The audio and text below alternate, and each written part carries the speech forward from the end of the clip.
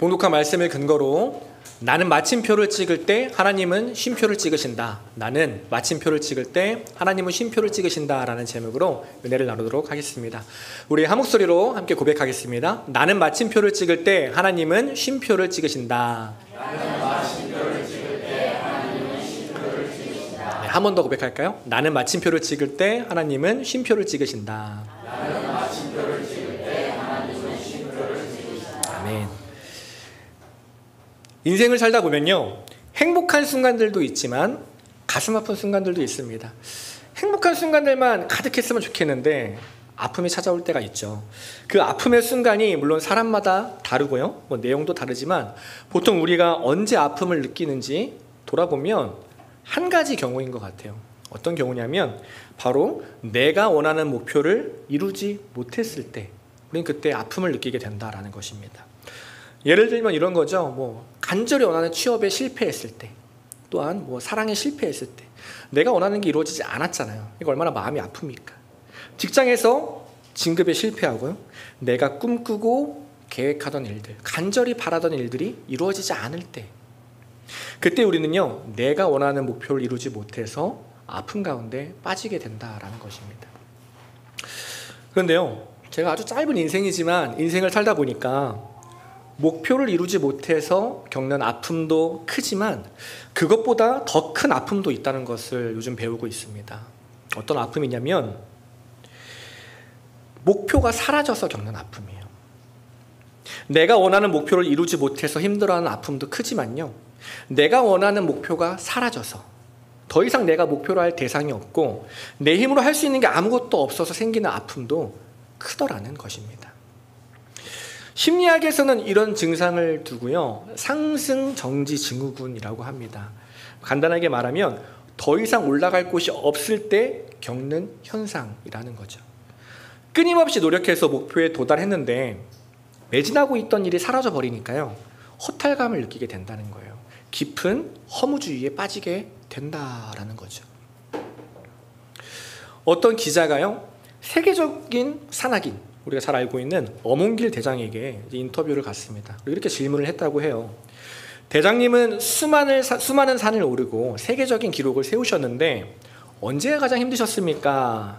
그래서 이제 어몽길 대장이 그 질문을 받고 이렇게 대답을 했다고 합니다.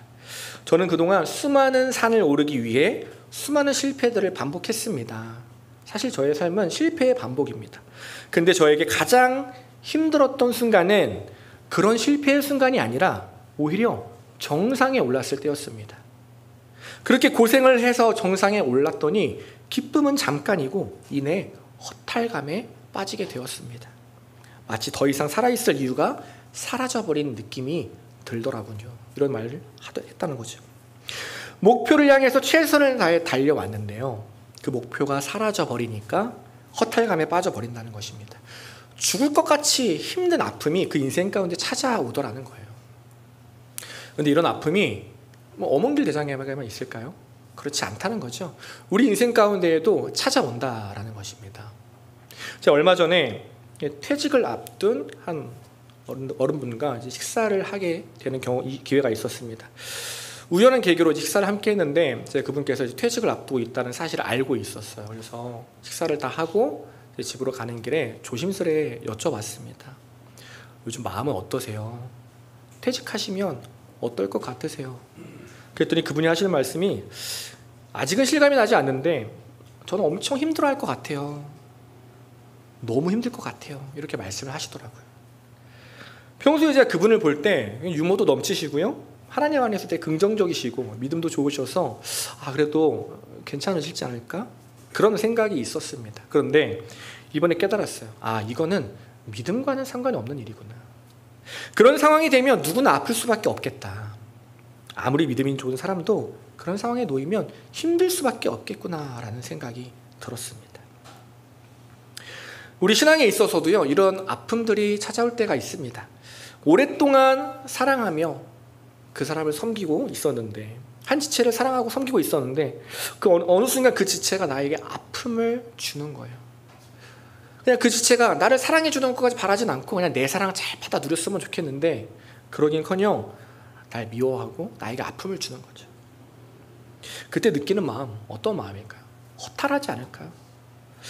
내가 지금까지 뭘 했지? 이런 마음 들지 않을까요? 또 어떤 사람은요, 하나님을 만났으면 좋겠다. 저 사람 정말 하나님 만났으면 좋겠어. 구원받았으면 좋겠어. 그런 소망을 가지고 오랫동안 기도를 해왔어요. 근데 어느 순간 그 지체가 교회를 떠나가게 된 거죠. 그 한 사람만큼은, 다른 사람 몰라도 그 한 사람만큼은 하나님 믿게 해달라고, 하나님 만나게 해달라고 간절히 기도했는데 목표가 사라져버린 것입니다. 그때 느끼는 마음, 그 허탈감은요, 말로 표현할 수 없다라는 것입니다. 엄청난 좌절감이 찾아오게 된다는 거죠. 우리 인생 가운데 이런 아픔, 이런 좌절감이 찾아올 때가 있다라는 거예요. 오늘 엘리야의 삶이 그랬습니다. 승승장구하던 엘리야의 삶에 큰 아픔이 찾아옵니다. 엄청난 좌절감이 찾아와요. 우리가 지금 몇 주 동안 엘리야에 대해서 나눴습니다. 그동안 살펴본 그의 삶은요, 승리의 연속이고 기적의 연속이었어요. 850명에 달하는 이방 선지자와 대결해서 승리하고요, 하나님이 불을 내리시는 것을 목격하고 3년 동안 비가 내리지 않았는데 간절히 기도했더니 장대비가 내리는 것을 경험했습니다. 엄청난 기적들을 경험하고 승리했잖아요. 근데 엘리야 혼자 경험했나요? 아니요. 수많은 이스라엘 백성들이 함께 경험하고 옆에 있던 아합 왕도 함께 경험을 했습니다. 그러니 이 엘리야의 마음 가운데 이런 마음이 있지 않았을까요? 이제 좀 달라지겠지. 이렇게까지 했으면 좀 달라지지 않을까? 이 정도 했으면, 이 정도 기적이면 이제는 하나님 받아들이지 않을까? 이런 마음이 있지 않았을까요?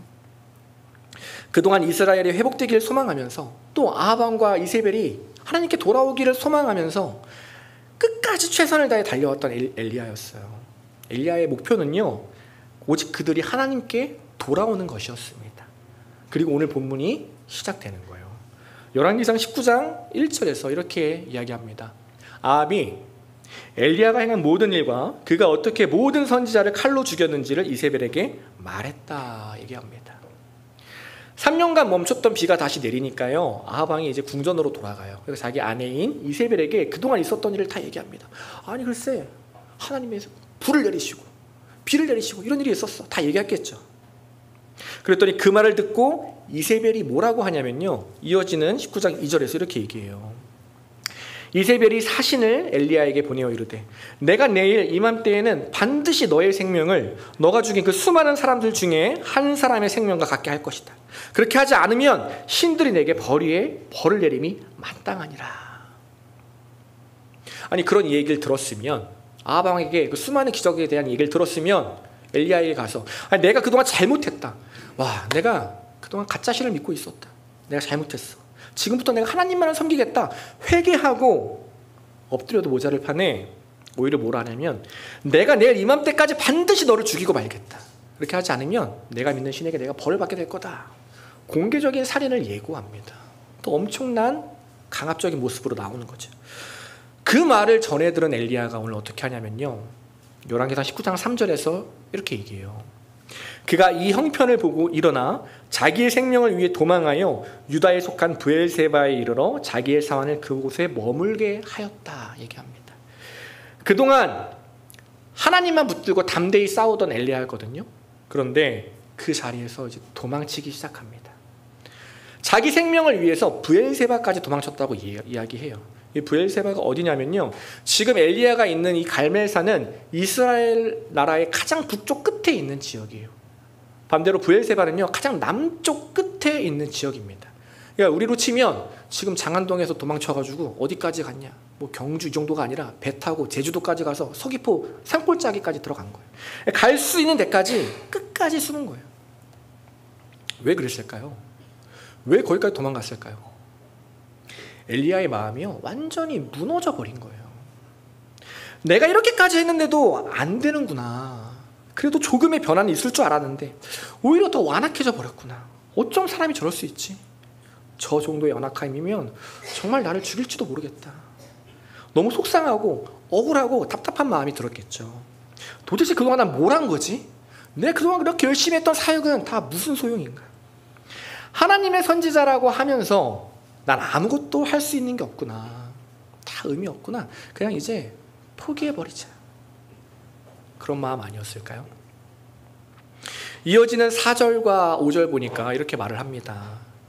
자기 자신은 광야로 들어가서 하룻길쯤 가서 한 로뎀나무 아래에 앉아서 자기가 죽기를 원하여 이르되 여호와여 넉넉하오니 지금 내 생명을 거두시옵소서. 나는 내 조상들보다 낫지 못하니이다 하고 로뎀나무 아래에 누워 잠을 잤다 이야기해요. 자신의 종은요 안전한 브엘세바에 남겨두고 엘리야는요 그 광야로 더 들어가는 거예요. 하룻길을 더 들어갑니다. 마음을 지금 단단하게 먹은 거예요. 이제 아무런 미련도 남지 않은 거예요. 그리고 한 로뎀나무 아래에 앉아서 하나님께 죽여주십시오 말하는 거예요. 이게 참 아이러니하죠. 처음에는요 내 목숨 살기 위해 살려고 도망쳤거든요. 근데 막상 다 도망치고 나니까 죽여달라고 합니다. 처음에는요 답답한 상황 때문에 좌절했어요. 근데 시간이 지나고 보니까 계속 묵상하다 보니까 무기력한 나 자신에게 좌절하기 시작한 거예요. 그러면서 얘기하는 거죠. 나는 내 조상들과 다를 바가 없습니다. 난 그들과 좀 다를 줄 알았는데 나도 그냥 똑같은 사람입니다. 나는 아무것도 할 수 없는 사람이에요. 그냥 나는 여기서 죽겠습니다. 그리고 로뎀나무 밑에 누웠다 얘기해요. 여기서 말하는 로뎀나무는요 여러분 울창한 나무가 아닙니다. 우리 뭐 가끔 믿는 분들이 영업하시는 카페 가면 뭐 로뎀나무 카페 이런 게 있잖아요. 그러면 되게 로뎀나무 좋은 곳이다 이렇게 뭐 생각할 수 있는데 그런 게 아니에요. 말이 나무지 로뎀나무 실제로 보면요 되게 작고 앙상한 나무입니다. 그 잎이요 널쩍하지도 않고 쌀잎이처럼 아주 길고 얇아요. 그러니까 그림자도 지지 않는 나무라는 거죠. 한마디로 황폐하고 아무런 희망도 남지 않은 엘리야의 상태를 지금 보여주고 있는 거예요. 그리고 그 나무에 누워서 잤다고 말합니다. 여러분 사막 한가운데요 광야가 사막이잖아요. 사막 한가운데서 그림자도 없는 나무 밑에 누웠어요. 제가 이스라엘 가봤는데 그 광야를 갔더니 한낮에는요 온도가 40도까지 올라갑니다. 햇볕에 나가서요 가만히 팔을 이렇게 내밀고 있으면 어디서 지글지글 그 소리가 나요. 좀 더 있잖아요. 어디서 맛있는 고기 굽는 냄새가 나요. 내 팔이 타고 있는 거예요. 진짜 그렇다니까요. 더 놀라운 건요 여러분 그 광야의 온도가 2000년 전의 온도와 지금과 똑같다는 거예요. 그 말은 뭐냐면 엘리야가 있던 이 시대도 마찬가지로 그 정도의 뜨거움, 더위가 있었다라는 거죠. 그런 땡볕에 지금 그림자도 없는 나무에 가서 누운 거예요. 여러분 이게 지금 잠을 자겠다는 것입니까? 아니에요. 죽겠다는 거예요. 다 포기하겠다는 거예요. 내 사역, 내 인생 지금까지 그것만을 목표로 하고 달려왔는데 돌아보니까 다 부질없구나. 다 소용없구나. 이제 마침표 찍고 끝내겠다는 거예요. 근데 어떻게 됩니까? 정말 마침표 찍어서 엘리야의 삶이 여기서 끝이 나나요? 엘리야 이야기가 오늘로 끝입니까? 그렇지 않다라는 거예요. 엘리야 이야기는요 계속 이어져요. 이 뒤에도요 엘리야 나옵니다. 그 말은 뭐냐면 하나님께서 엘리야를요 살려주셨다는 말이에요. 죽으려고 하는 엘리야의 삶 가운데 찾아가서 그의 삶을 붙드시고 회복시키시고 살려주셨다는 얘기예요. 모든 걸 포기하고 죽기로 작정한 엘리야의 삶에 하나님이 찾아오십니다. 그리고 어떻게 하세요? 그가 찍은 마침표를 지우세요. 끝이 아니야. 그리고 쉼표를 찍어주십니다. 힘들었지? 아프지? 너의 탓이 아니야. 내가 너를 다 보고 있었다. 이제 잠깐 쉬어라. 나에게는 다른 어떤 것보다 너 한 사람이 더 소중하다. 우리에게 찾아오셔서 너 지금 뭐하냐? 선지자가 그러면 어떡하냐? 이 믿음 없는 그렇게 말씀하지 않으신다는 거예요. 그냥 있는 모습 그대로 우리를 바라보시고요 안아주신다라는 거죠. 쉼과 회복을 허락해 주신다라는 거예요. 그리고 다음 주에 제가 나누겠지만 그렇게 하나님 안에서 충분한 쉼과 회복을 경험한 엘리야는요 이후에 더 큰 일을 이루어냅니다.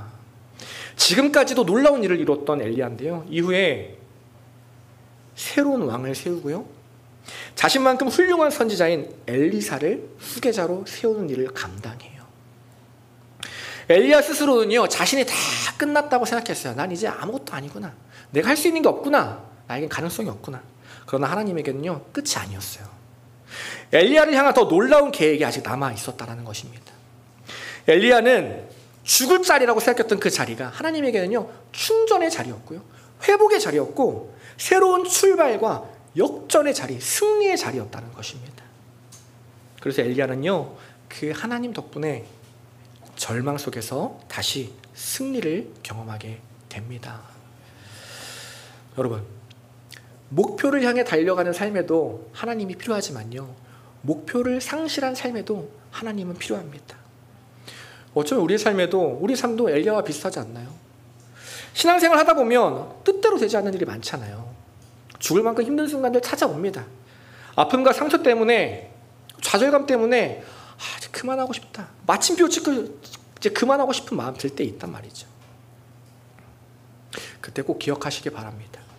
하나님은요, 우리가 마침표를 찍고 모든 것을 포기하려고 하는 그 순간에 우리를 외면하지 않고 우리 삶에 찾아오십니다. 그곳이 어디든, 오늘 엘리야가 땅끝까지 갔지만 그 엘리야를 찾아가신 거예요. 내가 어디로 숨든지 어디로 도망가든지 우리의 삶에 찾아오세요. 우리 삶에 찾아오셔서 우리의 아픔을 어루만져 주십니다. 너 왜 그것밖에 못하니? 너 왜 믿음이 없니? 너 왜 끈기가 없니? 나는 나 스스로 그렇게 자책하고 있는데 하나님은 그러지 마라. 너 탓 아니다. 지금 그럴 때가 아니야. 쉬어라. 내가 안아줄게. 내가 너를 지켜주겠다. 말씀하시며 우리의 삶을 안아주신다는 거예요.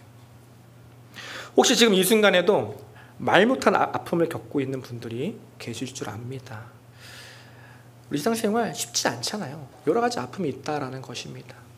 여러분 꼭 기억하시기 바랍니다. 그런 삶 가운데 하나님이 찾아오십니다. 오늘 이 시간에 하나님이 우리의 삶 가운데 찾아오십니다. 그리고 엘리야에게 허락하신 그 놀라운 쉼과 회복을 허락해 주실 것입니다.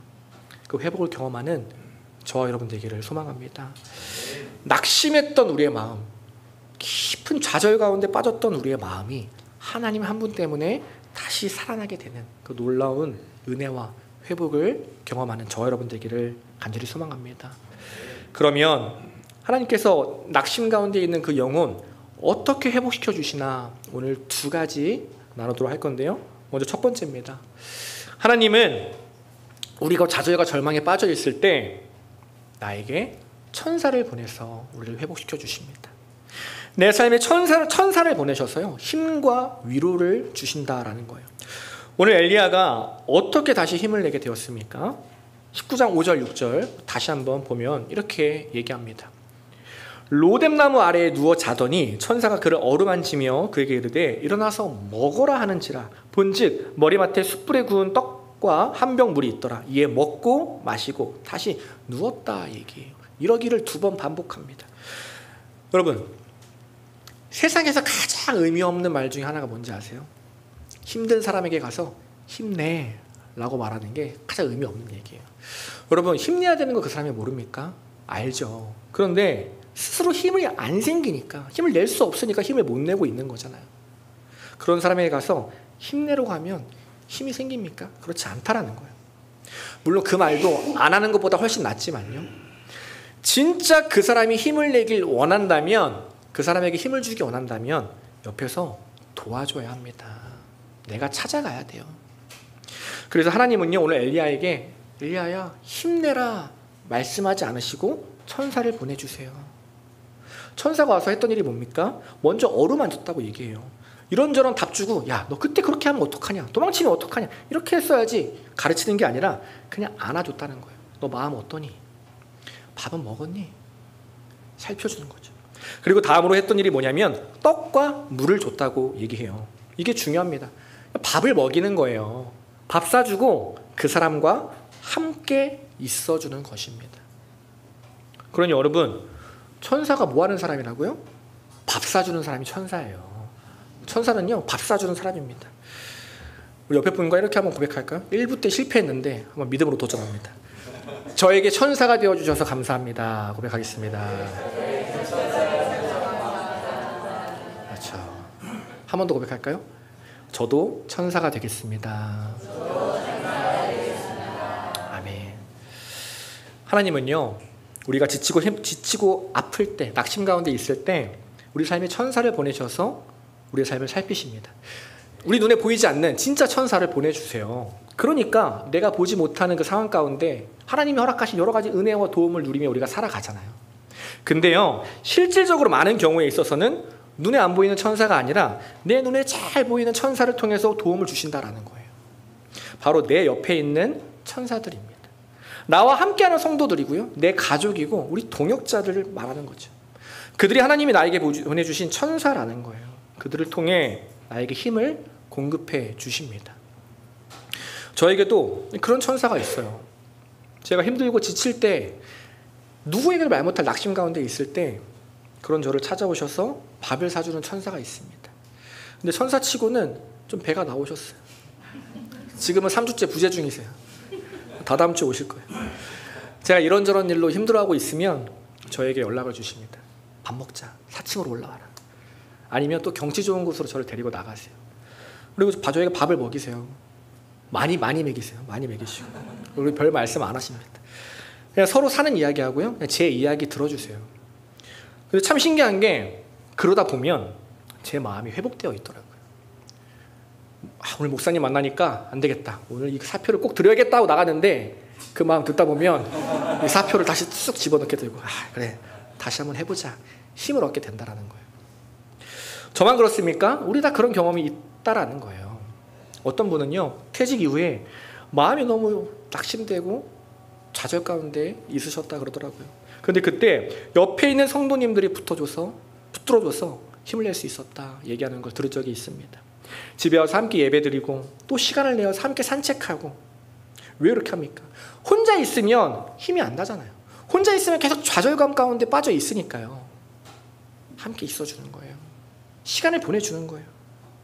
그러다 보니까 나도 모르게 조금씩 힘을 얻게 되는 것입니다.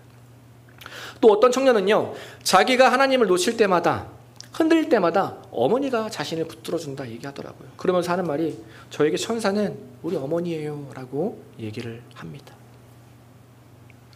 여러분, 지금도 우리 곁에 얼마나 많은 천사가 있습니까? 예배에 나왔는데요, 너무 힘든 마음 가운데 때로는 마음이 낙심돼서 입도 뻥끗 못할 때가 있어요. 앞에서 찬양을 하지만 그냥 눈으로만 가사를 쫓아가고 그것조차 힘겨워서 그냥 가만히 앉아있을 때가 있습니다. 그렇게 찬양도 부르지 못할 때 그런 나를 대신해서요, 기도하는 마음으로 찬양해 주시는 분들이 계세요. 찬양으로 내 마음을 위로해 주는 사람들이 있습니다. 천사입니다.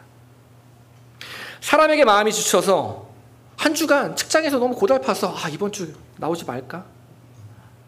한참을 고민하다 어렵게 나왔는데, 내가 먼저 누군가에게 다가갈 힘이 없는데 나에게 먼저 다가와줘서 손잡아주고 인사해주고 안부 물어주고 밥 먹자. 예배 끝나고 함께 손잡고 2층으로 올라가주는 그 사람, 나에게 부담되는 사람인가요? 아닙니다.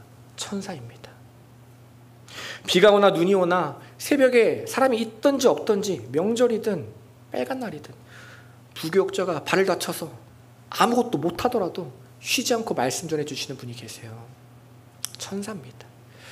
무슨 말이에요, 여러분? 지금 내 곁에 있는 사람들은요, 내가 다 알지 못할 뿐이지 다 나를 살리고 나에게 힘을 주는 하나님이 보내주신 천사라는 것입니다. 그러니 여러분, 내 곁에 있는 천사들이 베풀어주는 그 사랑 잘 받아 누리시기를 바랍니다. 내가 천사가 되어서 누군가를 섬기는 거 중요합니다. 그런데 그것보다 더 중요한 것은 무엇이냐면요, 천사들이 베푸는 사랑을 잘 받아 누리는 거예요. 내 안에 그 사랑이 가득 찰 때 나 또한 누군가를 섬길 수 있기 때문입니다. 오늘 엘리야가요, 이 낙심 가운데 있으면서도 잘했던 게 딱 하나 있어요. 그게 뭐냐면 하나님이 보낸 천사를 거부하지 않은 거예요. 잠을 한참 자는 엘리야를 천사가 와서 깨우잖아요. 그리고 먹어라 마셔라 얘기합니다. 그때 엘리야가 딱 그 소리를 치면서, 너 뭐야? 왜 날 건드려? 나 지금 아프고 힘든데. 이러지 않았다는 거예요. 내 상처에만 집중하지 않았다는 거예요. 천사가 베푸는 사랑을요, 그냥 받아 누렸습니다. 그래서 살아나게 된 거예요. 교회 다니다 보면 느끼는 게요, 여러분, 상처받은 사람이 너무 많아요. 근데 저도 이해가 됩니다. 왜냐하면 부족한 사람들이 모였으니까요. 저 또한 부족한 사람이니까요. 당연히 상처가 있고 아픔이 있습니다. 근데 그 사람들이, 내 옆에 있는 사람들이 과연 상처만 주겠냐는 거예요. 그렇지 않습니다. 따지고 보면요, 우리에게 기쁨도 주고 사랑도 줬다는 것이죠. 오히려 나에게 상처 준 것보다 기쁨과 사랑을 준 것이 훨씬 더 많다라는 거예요. 근데 우리는 어떻게 해요? 상처에만 집중해요. 내가 받은 아픔에만 집중합니다. 그건 어떤 삶이에요? 지금 내 눈앞에 놓인 떡과 물을 누리지 못하는 안타까운 인생이죠. 회복되지 못하는, 하나님이 주신 회복을 경험하지 못하는 인생이에요. 그러니 여러분, 신앙생활 하시면서 상처받을 때도 있지만 상처만 받지 마시고요, 사랑도 많이 받아 누리시길 간절히 소망합니다. 오히려 상처보다 그 사랑에만 더 집중하시기를 간절히 소망합니다. 그러면 그 사랑이 내 것이 돼요. 그 사랑이 나의 아픔을 회복시키고요, 나를 살리는 힘이 됩니다. 우리 이 시간 옆에 분과 한 번 더 고백합니다. 나의 천사가 되어주셔서 감사합니다. 한 번 더 마지막으로 고백합니다. 저도 당신의 천사가 되겠습니다. 아멘. 내 곁에 힘들어하는 지체가 보인다면요, 기꺼이 다가가서 천사가 되어주는 저 여러분 되길 소망합니다. 또 그 천사가 내게 다가올 때 거부하거나 외면하는 게 아니라 있는 그대로 받아 누리는 거예요. 그게 성도의 삶입니다. 그게 교회예요. 그렇게 함께 회복되어 가는 거죠. 그것이 바로 하나님이 우리 공동체에 허락하신 회복의 방법입니다. 내 삶이 낙심될 때 하나님이 우리에게 보내주신 천사의 손을 꼭 붙드시기를 간절히 소망합니다. 다음 두 번째예요. 하나님이 또 우리를 어떻게 회복시키시나, 낙심 가운데 있는 나를요, 하나님 앞으로 인도하십니다. 세상의 말이 아니라 하나님의 말씀을 들을 수 있는 자리로 우리를 인도해 주신다는 거예요. 왜요? 그 자리로 가야 참된 회복이 있기 때문입니다. 오늘 본문 7절과 8절 보니까 이렇게 말합니다. 여호와의 천사가 또다시 와서 어루만지며 이르되 일어나 먹으라. 너가 갈 길을 다 가지 못할까 하노라. 이에 일어나 먹고 마시고 그 음식물의 힘을 의지하여 40주 40야를 가서 하나님의 산 호렙에 이르니라 말합니다. 오늘 하나님의 천사가 와서 엘리야에게 한 것이 두 개예요. 뭐냐면 첫 번째는 밥을 먹인 거예요. 다음으로 엘리야를요, 호렙산으로 인도한 것입니다. 호렙산은요, 하나님의 산이라고 지금 말합니다. 여러분, 하나님은 어디에나 계시잖아요. 하지만 특별히 하나님의 장소가 있다는 거예요. 예배의 자리입니다. 기도의 자리예요. 하나님을 만나는 자리, 하나님의 말씀을 듣는 그 자리, 그 자리를 말하는 것입니다. 하나님이 왜 낙심 가운데 있는 엘리야를 호렙산으로 보내십니까? 하나님이요, 우리가 아플 때, 낙심 가운데 있을 때 하나님 앞에 나오라 말씀하시잖아요. 왜 그러시나요? 그래야, 하나님 앞에 나와야, 그 말씀 들어야 오염된 나의 시선이 다시 회복되기 때문이에요. 그래야 병들었던 나의 생각, 병든 나의 마음 온전히 회복되기 때문입니다. 오늘 본문을 보면요, 믿음으로 돌파하던 엘리야가 한순간에 무너진 이유가 나옵니다. 열왕기상 19장 3절 보니까 이렇게 얘기해요. 그가 이 형편을 보고 일어나 자기의 생명을 위하여 도망하여 유다에 속한 브엘세바에 이르렀다 얘기합니다. 여기서 중요한 게 뭐냐면 그가 이 형편을 보고 일어났다. 이 형편을 보고. 그 전까지는 하나님만 바라보던 엘리야였습니다. 그런데 갑자기 이세벨을 바라보기 시작해요. 그러니 어때요? 두려움이 찾아오기 시작해요. 하나님만 바라보던 엘리야가요, 갑자기 나를 바라보기 시작해요. 내가 이렇게까지 했는데 어떻게 이럴 수 있나? 억울한 마음이 들죠. 그러니 내 열심이 우상이 되는 거예요. 슬럼프에 빠지게 됩니다. 은혜를 놓치게 되는 거예요. 여러분, 두려움은요, 시선에서 옵니다. 하나님을 향한 시선을 다른 것에 빼앗길 때 그 시선에서 두려움이 오게 돼요. 그리고 낙심은요, 그 병든 시선에서 비롯되는 것입니다. 그러니 중요한 것이 바로 시선이에요. 내가 좌절되고 힘들 때, 마음이 답답하고 낙심될 때 우리가 해야 할 일은요, 하나님 앞으로 나오는 것입니다. 말씀 앞으로 나오는 것이에요. 그래야 우리의 시선이 회복되기 때문입니다. 여러분, 수많은 기적들이 우리의 삶을 변화시키지 못합니다. 지금 계속해서 우리가 나누고 있는 이 열왕기상 말씀이 그렇잖아요. 기적을 봤던 아합과 이세벨은요, 변하지 않았어요. 기적이 우리의 삶을 변화시키지 않습니다. 또 위로만 한다고, 위로만 받는다고 우리의 삶이 변화되진 않아요. 잠깐일 뿐이에요. 우리의 삶을 변화시키는 것은요, 하나님의 말씀입니다. 낙심되고 좌절한 엘리야에게 필요한 것은요, 그를 살리는 하나님의 말씀이었어요. 만약에 오늘 엘리야가요, 천사가 주는 떡과 물만 잘 먹고 마신 다음에 호렙산으로 가지 않았다면 아마 엘리야는 금방 또 낙심했을 거예요. 육신의 힘은 얻었지만 마음은 회복되지 않았기 때문입니다. 오늘 엘리야가 회복을 경험할 수 있었던 이유, 하나님 앞으로 갔기 때문이에요. 하나님 말씀을 듣자 회복을 경험하게 된 것입니다. 그러니 여러분, 힘들고 지칠 때, 우리 삶 가운데 힘든 순간이 많잖아요. 힘들고 지칠 때 쉼이 필요합니다. 근데 그 쉼을요, 하나님 앞에서 쉼을 누리시길 바랍니다. 힘들 때 아무것도 안 하고 그냥 쉬는 사람이 있어요. 오히려 하나님의 자리를 떠나는 사람도 있습니다. 그런 쉼은요, 여러분, 반쪽짜리 쉼이에요. 진정한 쉼이 될 수 없어요. 성도는 그런 쉼으로는 한계가 있다라는 것입니다. 내 영혼이 회복되지 않기 때문이에요. 진짜 회복은요, 진짜 쉼은 하나님을 떠나서는 얻어지지 않습니다. 봉사가 힘들고 때론 섬김이 힘들어서 그 자리 내려놓고 싶은 마음 있을 때 있잖아요. 근데 그때 하나님을 떠나는 선택을 하는 것이 아니라 다른 방법으로 또 하나님을 붙들어야 합니다. 그래야 내가 살아나기 때문이에요. 힘들다고 다 놓고 떠나면요, 내 영혼, 내 마음 상처받는 그대로 남아있게 된다는 거죠. 사람의 말을 붙들어서, 이세벨의 말을 붙들어서 시험에 들었던 엘리야가요, 하나님의 말씀을 듣기 시작하자 회복을 경험하게 됩니다. 우리의 삶도 마찬가지예요. 여러분, 지금 시험 가운데 있으신 분들, 불편하고 답답한 마음 가운데 있으신 분들, 그렇다면 여러분, 방법은 하나입니다. 하나님을 만나는 자리, 말씀을 듣는 자리로 나오시기 바랍니다. 그 자리를 더 사모하시기 바랍니다. 잃어버린 그런 자리가 있다면요, 그 자리부터 회복하시기 바랍니다. 그곳에 나를 위로하는 사랑이 있고요, 그 자리에서 우리가 회복을 경험하고 하나님이 주시는 생명을 경험하게 될 것입니다. 오늘 말씀 정리합니다. 여러분, 신앙생활 하더라도 낙심과 좌절이 찾아올 때가 있습니다. 저는 어릴 땐 신앙생활하면 행복한 일만 있을 줄 알았는데 그렇지 않더라고요. 물론 행복한 일도 아주 많지만 낙심이 찾아올 때가 있죠. 다 포기하고 싶은 마음 들 때 있습니다. 사역자인 저도요, 그런 마음이 들 때가 많습니다. 그러나 그때 여러분, 하나님이 그런 우리를 외면하지 않으시고요, 마침표를 찍고 포기하자, 다 떠나자 라고 마음먹는 그 자리에, 그 순간에 우리를 외면하지 않고 우리 삶에 찾아와 주십니다. 그리고 우리를 탓하지 않으시고 질책하지 않으시고 우리를 안아주시고요, 우리를 위로해 주세요. 그 하나님을 기억하시기 바랍니다. 엘리야가 오늘 회복을 경험하게 된 이유는요, 하나님이 주신 두 가지 선물을 온전히 누렸기 때문입니다. 우리가 힘들 때 하나님은 우리 곁에 천사를 보내주십니다. 지금 내 곁에 있는 사람들, 하나님이 나에게 보내주신 천사입니다. 그들이 나에게 베풀어주는 사랑 풍성하게 받아 누리는 하나님의 자녀 되길 소망합니다. 또 그렇게 누렸다면요, 나도 기꺼이 그들을 섬기며 살아야겠죠.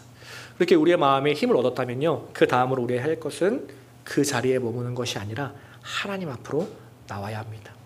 성도는요, 하나님 앞에 있을 때 회복됩니다. 성도는 말씀 앞에 있을 때 살아납니다. 그것이 바로 성도가 살아가는 방법이에요. 우리 삶이 낙심되고 좌절되고 힘들수록 그럴 때마다 더 하나님 앞에 나오길 소망하는 저 여러분들에게 소망합니다. 그때 하나님이 우리 삶을 붙들어 주시고요, 회복시켜 주십니다. 어떠한 어려움 속에서도 승리를 허락하여 주십니다. 그 은혜를 누리고 살아가는 우리 모든 성도님들 되시기를 간절히 소망합니다.